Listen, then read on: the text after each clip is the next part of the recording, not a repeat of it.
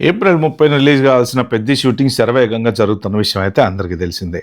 అయితే ఏంటంటే అనుకోకుండా నిన్న సడన్‌గా ఒక చిన్న ప్రమాదవశాత్తు రామ్ చరణ్ గారికి ఆ షూటింగ్‌లో చిన్న దెబ్బ తగలటం, కంటిపైన ఒక 2 కుట్లు పడ్డాయి అనే విషయం అయితే ప్రస్తుతానికి మరి ఆయన రెస్ట్ తీసుకుంటున్నారు అని చెప్పి సోషల్ మీడియాలో వస్తుంది. అట్ ద సేమ్ టైమ్ ఏంటంటే మెగాస్టార్ చిరంజీవి గారు ఆ టైమ్లీ మేనర్‌లో చక్కగా హెల్ప్ చేసి ఆ కంటికి కుట్లేసినటువంటి డాక్టర్ సుధాకర్ గారికి థ్యాంక్ యూ చెప్తూ ఆయన ఎక్స్‌లో ఒక మెసేజ్ పోస్ట్ చేశారనమాట. నిజంగా ఒక మనిషి గొప్పతనం అంటే ఎలా ఉంటుంది చూడండి. అంటే టైంకి చక్కగా హాస్పిటల్‌కి వెళ్ళగానే ఆయన హెల్ప్ చేశారు అన్నదాన్ని రికగ్నైజ్ చేస్తూ మెసేజ్ పెట్టడం అనేది నిజంగా మన మెగాస్టార్ వాళ్ళే సాధ్యం అది. అది ఆయన గొప్పతనం.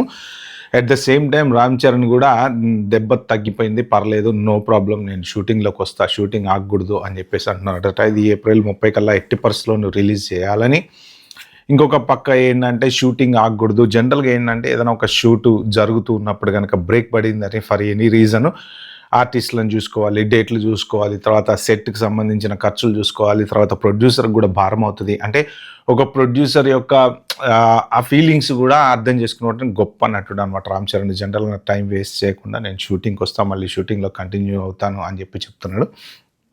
ఎప్పటి నుంచి షూటింగ్‌లో స్టార్ట్ అవుతారు ఏంటి అనేది అయితే ఇంకా కరెక్ట్‌గా తెలియలేదు కానీ, సో మొత్తానికైతే ప్రస్తుతానికి ఆయన కోలుకోవాలి అని చెప్పేసి అందరూ అభిమానులు ప్రే చేస్తున్నారు. సో మోస్ట్ ప్రాబబ్లీ ఆయన తొందరగా కోలుకొని ఈ షూటింగ్ స్టార్ట్ అయ్యి మళ్ళీ ఇక మన మెగా అభిమానులకి ఒక పండగ వాతావరణం ఇంకొక నెల రోజుల్లో అందించాలని చెప్పేసి మనం అందరం కోరుకుందాం. Bye, have a good day.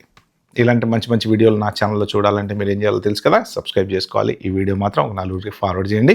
కింద లైక్ బటన్ ఉంటుంది, అది నొక్కండి. అలాగే నోటిఫికేషన్ నొక్కి పెట్టుకోండి, ప్రతి వీడియో మీ దగ్గరకు వస్తుంది. బాయ్.